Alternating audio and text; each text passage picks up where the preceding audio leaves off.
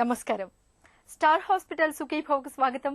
ఎత్తైన ప్రాంతాలకు వెళ్లినప్పుడు, ప్రయాణాలు చేస్తున్నప్పుడు మనలో కొంతమందికి తలంతా తిప్పుతున్నట్లుగా, కళ్ళు తిరుగుతున్నట్లుగా ఉంటుంది. వాంతవుతుందేమోనని అనిపిస్తూ ఉంటుంది. అయితే ప్రయాణాలు చేయకపోయినా, ఎత్తైన ప్రాంతాలకు వెళ్లకపోయినా మనలో కొంతమందికి అస్తమానం తల తిప్పుతున్నట్లుగా, కళ్ళు తిరుగుతున్నట్లుగా ఉంటుంది. ఈ రకమైన పరిస్థితిని డాక్టర్లు వెర్టిగో అని, డిజీనెస్ అని పిలుస్తారు. వెర్టిగో గురించిన పూర్తి వివరాల్ని ఇప్పుడు తెలుసుకుందాం.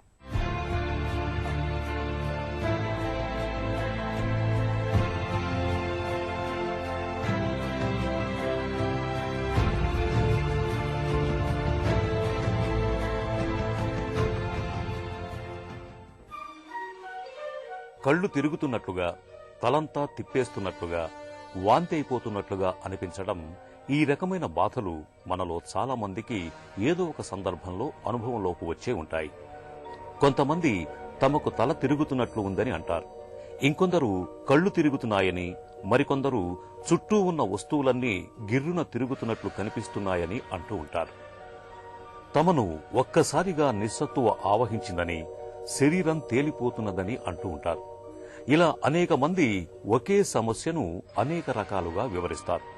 ఈ సమస్యను డాక్టర్లు వర్టిగో అని, డిజీనెస్ అని పిలుస్తారు. తలతిప్పు అనేది ప్రధానంగా మెదడుకు రక్త సరఫరా తగ్గటం వల్ల గాని, లేదా లోపల చెవిలోని బ్యాలెన్స్ కేంద్రానికి మెదడుకు మధ్య సమతూకం దెబ్బతినటం వల్ల కాని వస్తూ ఉంటుంది. అయితే తల తిరగటం అనేది నిజానికి జబ్బు కాదు, ఒక లక్షణం మాత్రమే. తల తిప్పటం అనేది కొన్ని క్షణాల నుంచి కొద్ది గంటలు, కొన్నిసార్లు కొన్ని వారాల పాటు కూడా ఉండే అవకాశం ఉంది. తల తిప్పడం అనే సమస్య ఎక్కువగా వృద్ధుల్లో కనిపిస్తూ ఉంటుంది. ఈ వెర్టిగో అనేది ఎక్కువ మందికి చూస్తూ ఉంటాము. వెర్టిగోలో మళ్ళీ రెండు రకాలుగా ఉన్నాయి. Peripheral vertigo and central vertigo అని ఉంటుంది. ఈ పెరిఫెరల్ వెర్టిగో అంటే ఇయర్కు, అంటే ఇన్నర్ ఇయర్కు దాంట్లో ఉండే స్ట్రక్చర్స్ కు సంబంధించిన వెర్టిగో అండి. యాక్చువల్లీ సెంట్రల్ వెర్టిగో అంటే బ్రెయిన్ స్టెమ్, బ్రెయిన్ లో ఒక భాగం ఉంటుందండి, బ్రెయిన్ స్టెమ్ అంటారు. దానికి సంబంధించిన జబ్బుల వల్ల వచ్చే వెర్టిగోను సెంట్రల్ వెర్టిగో అంటారు. యాక్చువల్లీ సర్వసాధారణంగా ఈ సెంట్రల్ వెర్టిగో అనేది ఈ బ్రెయిన్ స్టెమ్ కు చిన్న రక్తనాళాలు ఉంటాయండి. యాక్చువల్లీ ఈ రక్తనాళాలు బ్లాక్ అయ్యేదాని వల్ల, అంటే లోపల ఫ్యాట్ డిపాజిట్ అయ్యి బ్లాక్ అయ్యేదాని వల్ల ఆ పర్టికులర్ భాగం, బ్రెయిన్ స్టెమ్ లో ఉండే ఒక భాగం దెబ్బతినేదాని వల్ల ఈ విధంగా వస్తూ ఉంటుందండి యాక్చువల్లీ. సో దీన్ని వెర్టిగో అంటారు. ఈ సెంట్రల్ వెర్టిగోని ఏ విధంగా మనము డిటెక్ట్ చేయొచ్చండి? ఈ సెంట్రల్ వెర్టిగోలో ఈ తల తిరుగుడే కాకుండా వాళ్ళకు వేరే సిమ్టమ్స్ కూడా ఉంటాయండి, న్యూరలాజికల్ సిమ్టమ్స్. వాటిలో ముఖ్యంగా ఏమిటంటే డబుల్ విజన్, మనుషులు రెండు రెండుగా కనపడము, వస్తువులు రెండు రెండుగా కనపడము, తర్వాత మింగడం కష్టంగా ఉండడము, మాట్లాడడం కష్టంగా ఉండడము, తర్వాత నడక కూడా వాళ్ళు షేకీగా నడవడము, సో బ్యాలెన్స్ లేకుండా నడవడము, ఒక పక్క చెయ్యి కాలు కొద్దిగా సచ్చుబడిపోవడము, మూతి కొద్దిగా వంకర కావడము. ఈ విధంగా ఈ సిమ్టమ్స్ ఈ వెర్టిగోతో పాటు వస్తే అది సెంట్రల్ వెర్టిగో అని మనం వెంటనే గుర్తించాలండి. గుర్తించి వెంటనే దగ్గరుండే న్యూరోఫిజిషియన్ కానీ, ఒకవేళ న్యూరోఫిజిషియన్ అందుబాటులో లేకపోతే దగ్గరుండే ఎమర్జెన్సీ కేర్కు వెళ్తే వాళ్ళు వెంటనే అది రికగ్నైజ్ చేసి దానికి తగిన టెస్టు చేసి వెంటనే ట్రీట్మెంట్ ఇచ్చేదానికి అవకాశం ఉందండి. సో దీన్ని ఇంకొక మెడికల్ టెర్మినాలజీలో పోస్టీరియర్ సర్క్యులేషన్ స్ట్రోక్ అంటారండి, యాక్చువల్లీ బ్రెయిన్ అటాక్. ఈ విధంగా మనము ఈ సెంట్రల్ వెర్టిగోను డిటెక్ట్ చేయొచ్చు.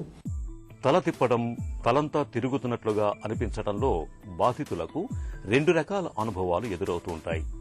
మొదటి రకంలో అబ్జెక్టివ్, అంటే వ్యక్తికి తన చుట్టూ వస్తువులు తిరుగుతున్నట్లుగా ఉంటుంది. రెండో రకం సబ్జెక్టివ్, అంటే వ్యక్తి తనే తిరుగుతున్నట్లుగా అనుభూతి చెందుతుంటాడు. తలతిప్పు సమస్యకు రెండు చెవుల్లోనూ వెస్టిబ్యులార్ సిస్టమ్ సమతూకం దెబ్బతినటంతో పాటు ఇతరత్రా చాలా కారణాలే కనిపిస్తాయి. ఏదైనా వాసన పడనప్పుడు, చెవిలో హోరుతో బాధపడుతున్నప్పుడు, ప్రయాణాలు గిట్టనప్పుడు, బీపీ ఎక్కువ తక్కువైనప్పుడు, రక్తంలో షుగర్ తగ్గినప్పుడు, నిద్ర చాలనప్పుడు, చూపులో తేడాలు ఉన్నప్పుడు, కొన్ని రకాల మందుల మూలంగా కూడా తరచూ తలతిప్పు సమస్య ఎదురవ్వచ్చు. అరుదుగా పక్షవాతం, మెదడులో కణితులు, తలకు తగిలే దెబ్బలు, మీనియర్స్ డిసీజ్ వంటి వాటి వల్ల కూడా తలతిప్పటం అనే సమస్య ఎదురయ్యే అవకాశాలు ఉంటాయని చెబుతారు డాక్టర్లు. ఈ సెంట్రల్ వెర్టిగోను, పెరిఫెరల్ వెర్టిగోను ఏ విధంగా మనము డిఫరెన్షియేట్ చేస్తాం యాక్చువల్లీ. సో మన క్లినిక్ ఒక పేషెంట్ గిడ్డినెస్తో వచ్చారనుకోండి, సో అది సెంట్రల్ వెట్టిగోనా లేదా పెరిఫెరల్ వెట్టిగోనా అని కనుక్కునేదానికి ఈ న్యూరలాజికల్ సిమ్టమ్స్ ఏమైనా ఉంటే అది సెంట్రల్ వెట్టిగో అని చెప్పుకోవాల్సిన అవసరం ఉంది. అది కాకుండా ఈ వెట్టిగోతో పాటు చెవిలో వెయ్యని సౌండ్ రావడం, దాన్ని టినిటస్ అంటారు. అంతేకాకుండా వెనికిడి తగ్గిపోవడం, హార్డ్ ఆఫ్ హియరింగ్. సో ఒక పక్క హియరింగ్ తగ్గిపోవడము, కళ్ళు తెరిస్తే వాళ్ళకి ఎక్కువ గిడ్డినెస్ రావడము, కళ్ళు మూసుకుంటే కొద్దిగా తగ్గడము, పనుకుంటే మరీ ఎక్కువ గిడ్డినెస్ రావడము, తర్వాత కూర్చున్నప్పుడు నడిచేటప్పుడు గిడ్డినెస్ కొద్దిగా తక్కువగా ఉండడము, పనుకున్నప్పుడు మరీ విపరీతంగా రావడము. దీనివల్ల ఈ సిమ్టమ్స్ అన్ని పెరిఫెరల్ వెట్టిగోకు సంబంధించిన సిమ్టమ్స్ అండి. సో ఈ విధంగా ఇటువంటి సిమ్టమ్స్ ఉండేదానివల్ల మనం అది పెరిఫెరల్ వెట్టిగోనా సెంట్రల్ వెట్టిగోని డిటెక్ట్ చేసి, ఒకసారి సెంట్రల్ వెట్టిగోను డిటెక్ట్ చేసిన తర్వాత అంటే డయాగ్నోజ్ చేసిన తర్వాత ఏ విధంగా మనం కన్ఫర్మ్ చేయాలి. సో దీనికి మనము అందుబాటులో ఉండే టెస్ట్ ఏమిటంటే సిటీ స్కాన్ బ్రెయిన్ చేసేదానివల్ల ఆల్మోస్ట్ 20 to 30% ఆఫ్ పీపుల్కి మనం డిటెక్ట్ చేయొచ్చు. బట్ ఈ వెట్టిగో అంటే పోస్టీరియర్ సర్క్యులేషన్ కాబట్టి ఈ సిటీ స్కాన్లో మనకు అంత క్లారిటీ ఉండదండి. అందుకని మనం ఎంఆర్ఐ బ్రెయిన్ చేసేదానివల్ల బ్రెయిన్ స్టెమ్లో ఏ భాగం దెబ్బతినింది అని క్లియర్గా తెలుసుకునేదానికి అవకాశం ఉంటుంది. దాన్ని బట్టి ఫ్యూచర్లో మళ్ళీ రాకుండా మనము ఏ మోతాదులో ఎంత డోస్ వాడాలా, ఎన్ని రోజులు వాడాలనేది కూడా మనము క్లియర్గా చెప్పేదానికి అవకాశం ఉందండి యాక్చువల్లీ. వెట్టిగోతో బాధపడుతున్నప్పుడు కళ్ళు తిరుగుతున్నట్లు ఉంటుందని, మైకంగా ఉంటుందని, తూలుతున్నట్లు ఉందని, పడిపోతున్నట్లు ఉందని, నడుస్తుంటే పక్కకు ముందుకు పడిపోతున్నట్లు ఉంటుందని బాధితులు డాక్టర్కు చెప్తూ ఉంటారు. ఇలాంటప్పుడు బాధితులు చెప్తున్న లక్షణాలను బట్టి డాక్టర్లు చికిత్స మొదలు పెడతారు. కొంతమందిలో వెర్టిగో 5 నుంచి 10 నిమిషాలుంటుంది. ఇంకొంతమందిలో 2 గంటలు కూడా ఉండొచ్చు. నడుస్తుంటే పక్కకు తిరుగుతున్నట్లు, ముందుకు తోస్తున్నట్లు ఉంటుంది. ఈ లక్షణాలను మెదడుకు సంబంధించిన కారణాల్లో చూస్తారు. ఒత్తిడితో గాని, ఆందోళన, మానసిక సమస్యలతో ఉన్న వారిలో కూడా వెర్టిగో ఉండొచ్చు. కొన్ని రకాల మందులు మెదడు, వెన్నుపూసపై, చెవి లోపల సమతుల్యతను కాపాడే నిర్మాణాలపై ప్రభావం చూపుతాయి. దానివల్ల కూడా వెర్టిగో రావచ్చు. ఈ కారణాలన్నింటినీ పరిశీలించిన తరువాత తదనుగుణంగా మందుల్ని సిఫార్సు చేస్తారు. ఈ సెంట్రల్ వెట్టిగోని వెంటనే మనము డిటెక్ట్ చేసేసి ట్రీట్మెంట్ ఇవ్వాల్సిన అవసరం ఎంతైనా ఉందండి. ఎందుకంటే అది వన్ టైప్ ఆఫ్ స్ట్రోక్, దాన్ని పోస్టీరియర్ సర్క్యులేటరీ స్ట్రోక్ అంటారు. కాబట్టి వెంటనే ట్రీట్మెంట్ ఇవ్వాలి, లేకపోతే ప్రాణహాని ఉండేదానికి కూడా అవకాశం ఉంటుందండి. ఈ పెరిఫెరల్ వెట్టిగో అంటే అంత ఇమీడియట్ ట్రీట్మెంట్ అవసరం లేదు, ఓన్లీ సిమ్టమాటిక్ ట్రీట్మెంట్ అండి. సో ఎందుకంటే వాళ్ళకి ఆ గిడ్డినెస్ వల్ల చాలా బాధపడుతుంటారు, వామిటింగ్స్ వస్తుంటాయి, కూర్చోలేరు. సో దానివల్ల ఆ ఇబ్బంది, వాళ్ళకు ఆ సిమ్టమ్స్ తగ్గించేదానికి చాలా మందులు అందుబాటులో ఉన్నాయండి యాక్చువల్లీ. అటువంటి మందులు వాడేదానివల్ల అది తొందరగా తగ్గేదానికి వితిన్ 1 day 2 days ఆ పెరిఫెరల్ వెట్టిగో కూడా తగ్గేదానికి అవకాశం ఉంది. ఈ సెంట్రల్ వెట్టిగో అని ఒకసారి డిటెక్ట్ చేసిన తర్వాత, అంటే పోస్టీరియర్ సర్క్యులేటరీ స్ట్రోక్ అని డిటెక్ట్ చేసిన తర్వాత, అంటే బ్రెయిన్ స్టెమ్ స్ట్రోక్ అని మనం కన్ఫర్మ్ చేసుకున్న తర్వాత వాళ్ళకు లైఫ్ లాంగ్ కొన్ని మెడిసిన్స్ ఉంటాయండి యాక్చువల్లీ, బెడ్ థిన్నర్స్. అవి తగు మోతాదులో యాంటీప్లేట్లెట్ మెడిసిన్స్ మనము కంటిన్యూ చేయాల్సిన అవసరం ఎంతైనా ఉంది. ఈ సెంట్రల్ వెట్టిగోలో వాళ్ళకు రిస్క్ ఫ్యాక్టర్స్ ఏమైనా ఉంటే ఆ రిస్క్ ఫ్యాక్టర్స్ కూడా తగ్గించుకోవాలండి. ఒకవేళ డయాబెటీస్ ఉంటే దానికి ట్రీట్మెంట్ ఇవ్వాలి, హైపర్ టెన్షన్ ఉంటే దానికి ట్రీట్మెంట్ ఇచ్చుకోవాలండి సైమల్టేనియస్గా. అంతేకాకుండా స్మోకింగ్, ఆల్కహాల్ ఏమైనా హ్యాబిట్స్ ఉంటే అవి పూర్తిగా స్టాప్ చేయాల్సిన అవసరం ఉందండి ఒకసారి ఈ సెంట్రల్ వెట్టిగో వచ్చిన తర్వాత. తలతిప్పు సమస్యతో బాధపడుతున్నప్పుడు జీవనశైలి, అలవాట్లలో ప్రత్యేకంగా జాగ్రత్తలు తీసుకోవాలి. ఈత కొట్టడం, మంటలకు దగ్గరగా ఉండటం, వాహనాలు నడపటం వంటి వాటికి దూరంగా ఉండటమే మంచిది. మానసిక ఒత్తిడి, ఆందోళనల్ని బాగా తగ్గించుకోవాలి. రోజువారీ ఆహారంలో కొవ్వు పదార్థాల్ని తక్కువగా తీసుకోవాలి. రక్తపోటు, షుగర్తో బాధపడుతున్నప్పుడు వెర్టిగో వచ్చే అవకాశం ఎక్కువ. అందుకని వీటిని చక్కగా అదుపులో ఉంచుకోవాలి. పొగ, మద్యం జోలికి వెళ్లకుండా ఉండాలి. రోజూ కాసేపు వ్యాయామం చేయటం వెర్టిగో బాధితులకు ఎంతో మేలు చేస్తుంది. ఇలా జీవనశైలిలో అన్ని రకాలుగా తగిన జాగ్రత్తలు తీసుకుంటూ క్రమం తప్పకుండా మందులు వాడుతూ ఉంటే తలతిప్పు సమస్య నుంచి త్వరగానే బయటపడవచ్చు. ఇప్పుడు స్టార్ హాస్పిటల్ సమర్పించు హెల్త్ న్యూస్ మీకోసం. డి విటమిన్ ఎముకల ఆరోగ్యానికే కాదు, రక్తపోటును అదుపులో ఉంచడంలోనూ చక్కగా తోడ్పడుతున్నట్లు ఆస్ట్రేలియా పరిశోధకులు ఒక అధ్యయనంలో గుర్తించారు. మన రక్తంలో విటమిన్ డి మోతాదు 10% పెరిగితే అధిక రక్తపోటు ముప్పు సుమారు 8% వరకు తగ్గుతున్నట్లు తేలింది. హై బీపీ మందులతో తలెత్తే దుష్ప్రభావాలను సైతం విటమిన్ డి సమర్థంగా అడ్డుకుంటున్నట్లు గుర్తించారు. అంతేకాదు విటమిన్ డి మూలంగా మన శరీరంలో రోగనిరోధక శక్తి పెంపొందుతోంది. ఇన్సులిన్ హార్మోన్ను మన కణజాలం చక్కగా గ్రహించేందుకు సైతం విటమిన్ డి తోడ్పడుతోంది. ఇన్ని సానుకూలతలు ఉన్న నేపథ్యంలో మన శరీరంలో విటమిన్ డి లోపం తలెత్తకుండా చూసుకోవాలని పరిశోధకులు సూచిస్తున్నారు. ఛాతీలో మంట, కడుపులో నొప్పి వంటి సమస్యలకు మనం వెంటనే డాక్టర్ దగ్గరకు పరిగెడతాం.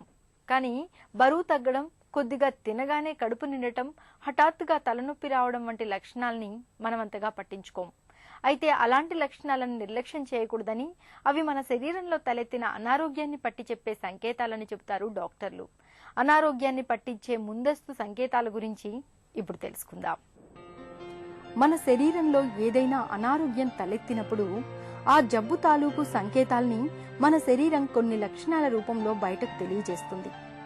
వాటిని సకాలంలో గుర్తించి తగిన జాగ్రత్తలు తీసుకుంటే దీర్ఘకాలిక జబ్బుల బారిన పడకుండా మనల్ని మనం కాపాడుకున్నట్లే.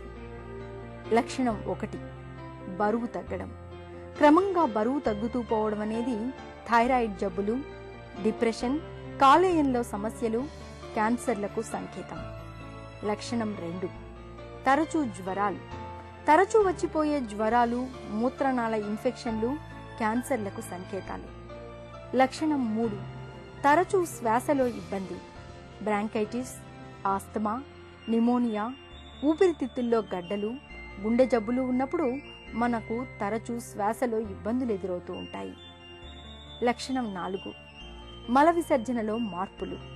కొద్దిగా తినగానే కడుపు నిండటం, మలంలో రక్తం నల్లగా ఉండటం, వారానికి పైగా అతిసారం, కొన్నాళ్లు మలబద్ధకం, కొన్నాళ్లు విరేచనాలు అవుతూ ఉంటే అనుమానించాల్సిందే. ఇవన్నీ పేగుపూతకు, క్యాన్సర్లకు సంబంధించిన లక్షణాలు.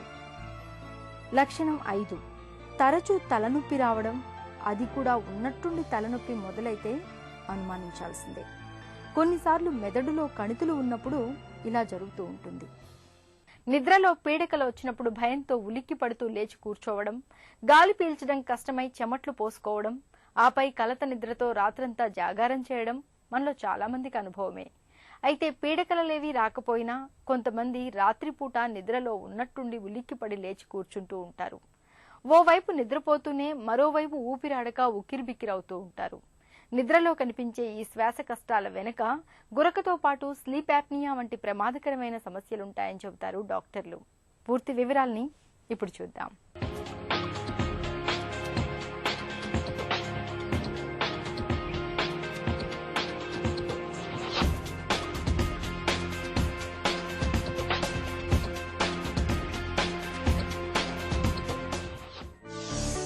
స్లీప్ యాప్నియా అంటే ఏంటి?